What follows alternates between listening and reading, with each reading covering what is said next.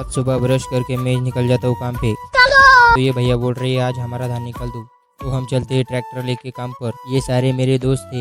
आज सारे दोस्त मिलकर करने वाले हैं काम। धान निकाल ही रहे थे तो ये क्या हो गया। ये भगवान क्या जुल्म है। हमारे मशीन का बेरिंग वाला पार्ट टूट गया। तो हम दोनों ट्रैक्टर लेके इसे ठीक करने जाते हैं। आज हमारा नसीब ही फूटा हुआ है। यहाँ पर आया तो लाइट नहीं है तो मेरा दोस्त यहाँ पर सो जाता है। लाइट आती है। हे भगवान तेरी लीला अपरंपार है। थोड़ी देर बाद हमारा काम हो जाता है तो हम चलते हैं ट्रैक्टर लेकर घर पर।